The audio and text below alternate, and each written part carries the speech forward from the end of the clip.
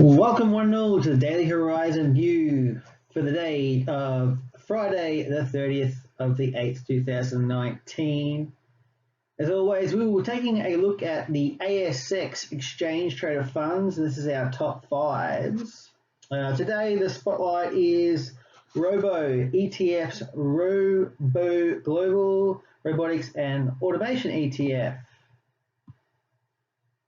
Apologies for not putting up a lot of videos in the last month. I've been a little bit busy traveling around and doing other things, but trying to get back into the swing of things. So hang around and hopefully you enjoy today's show. We are here to crack your financial sky. We want to give you information and demystify the world of finances.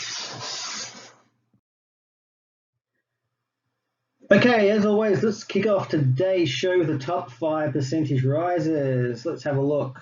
Today we saw the number one spot here is Gear, QR, IKO, Robo, and Asia. So Gear, we saw a rise of 3.31%, which equates to 82 cents on a pretty healthy volume of 46,400 shares. Quick recap for those guys who have forgotten, Gear is the Beta Shares Geared Australia Equity Fund. That's a hedged fund.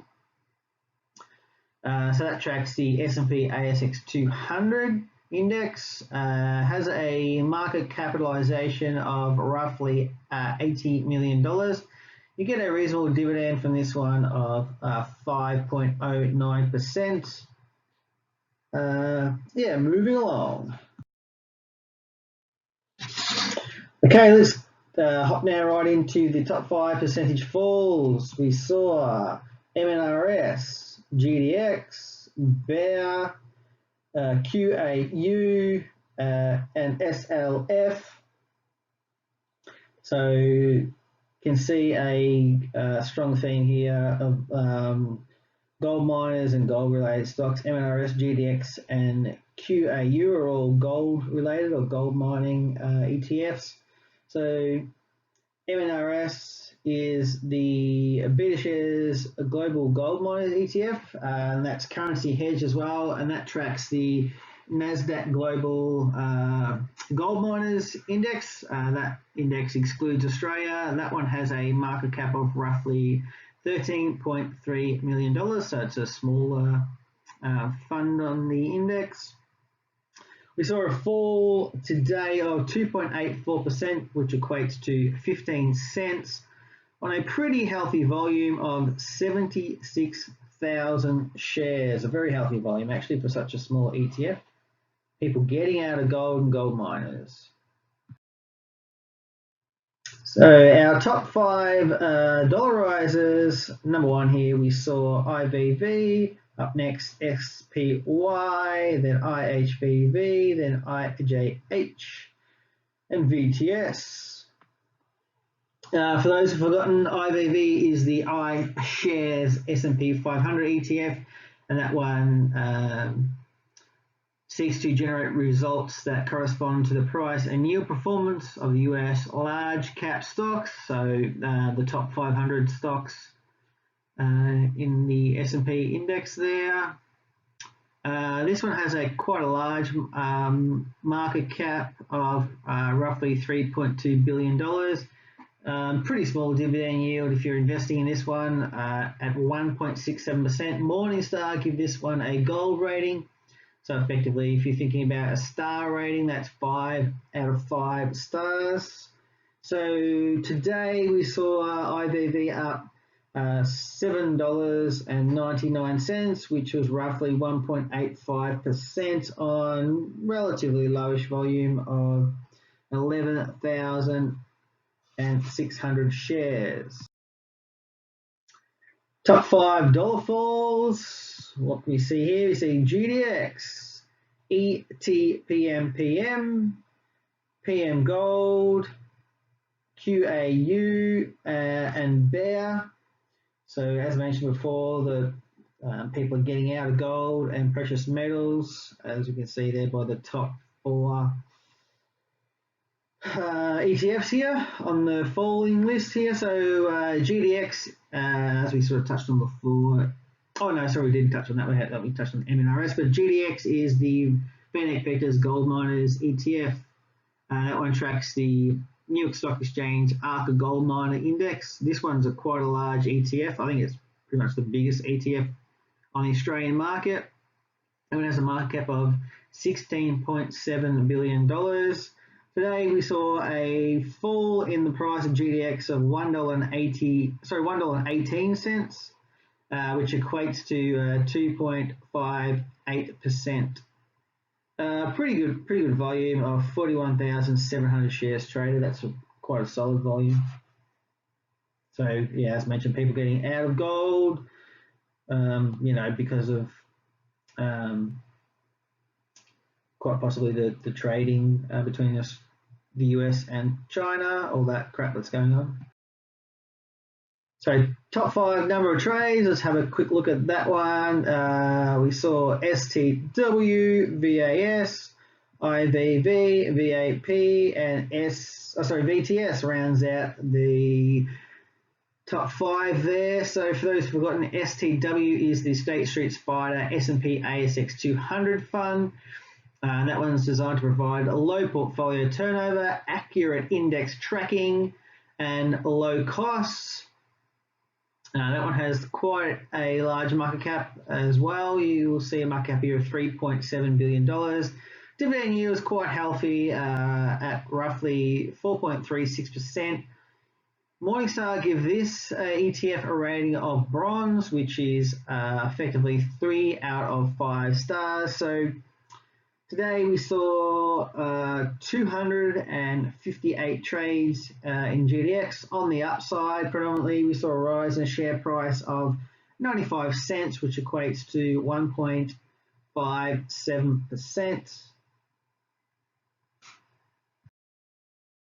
Let's have a look at the top 5 for volume. We are looking at AAA, STW, QAU, IOZ, and US dollar. AAA is the BetaShares Australia High Interest Cash ETF. That one generates income for investors by investing in high interest deposit accounts in Australian banks such as ANZ, CBA, and NAB. That one has a market cap of about $1.7 billion when I checked it last. Healthy dividend yield, well, a better dividend yield than the comparable interest you get from the bank, and this is kind of what investors are using this ETF for. It's a proxy or quasi bank account effectively. You get 2.03%. Morningstar have a rating of neutral on this one, so that's effectively 2 out of 5 stars. Today we saw quite a large volume, 307,200 shares traded.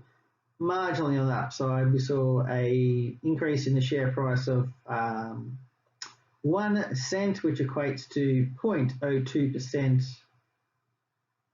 Let's move along. Okay, let's cast our eye over the top 5 for value. We are looking at AAA, which is no surprise, STW, VAS, Bill, and VAP. So for those who've forgotten, AAA is effectively what investors are using as a quasi bank account because that's our high interest cash ETF. We saw value in shares of the ETF trade today of $19 million or thereabouts, so quite a good day for the ETF. As mentioned, yeah, typically investors are using this as a quasi bank account because your interest rate in your bank is pretty dismal.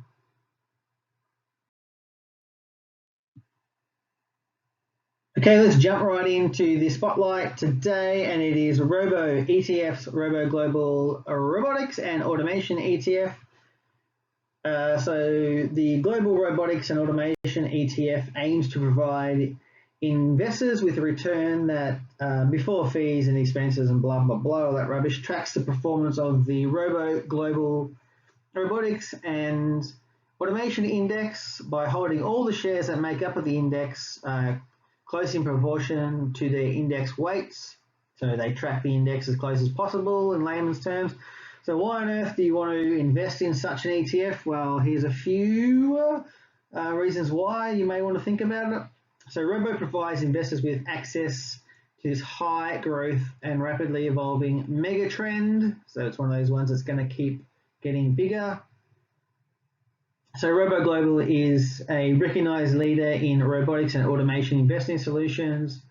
The coverage team includes a full-time financial and research professionals who specialize in global developments across the RAAI supply chain. So effectively, they know their shit for this one. So Robo Global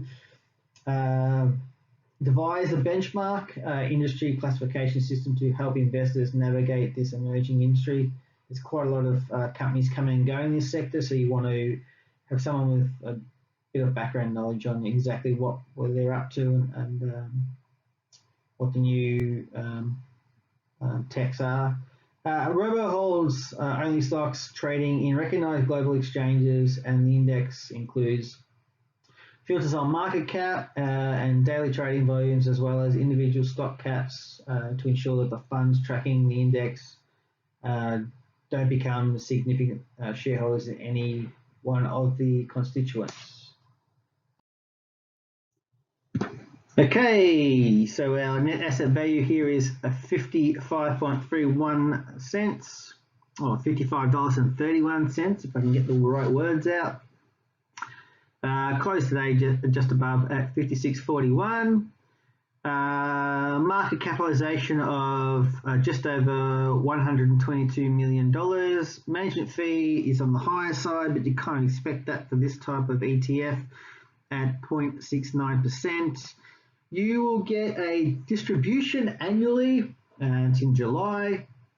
So your dividend yield is 0.35%, which is quite low. So Robo tracks the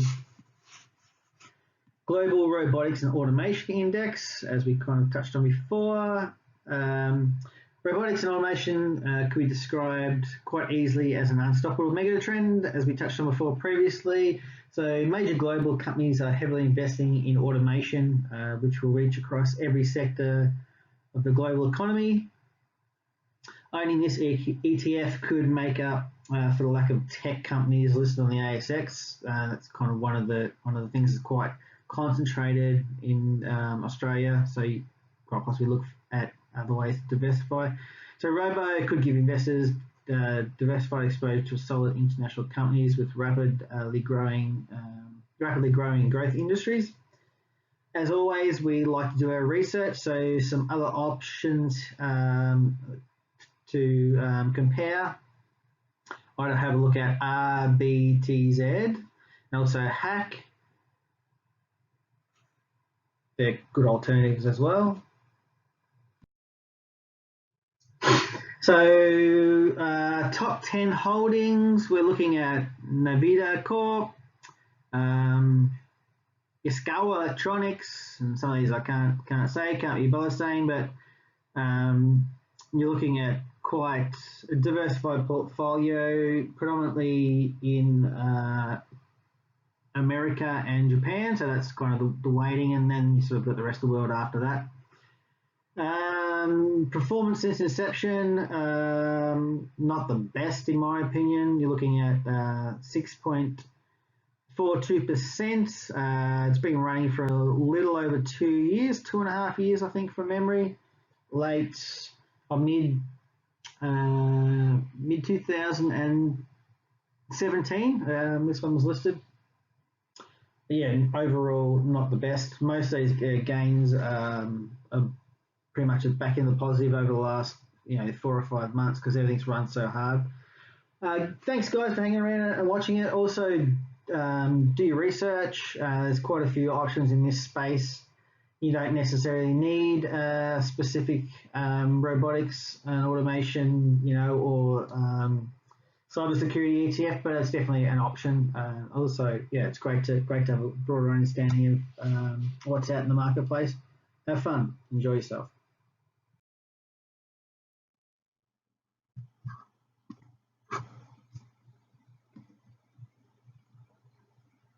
Hi guys, yes, this is our little standard disclaimer. I do not know your personal circumstances, and this is not financial advice. I'm not trying to promote any particular thing here. It's educational and just showing you guys what's out there and what the possibilities are. So please take that into consideration.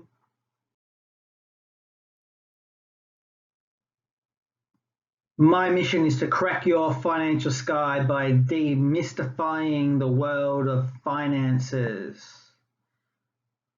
We're here to give you information so you guys can do that. Give me a thumbs up, hit the subscribe, smash the bell so you know when all the videos are coming.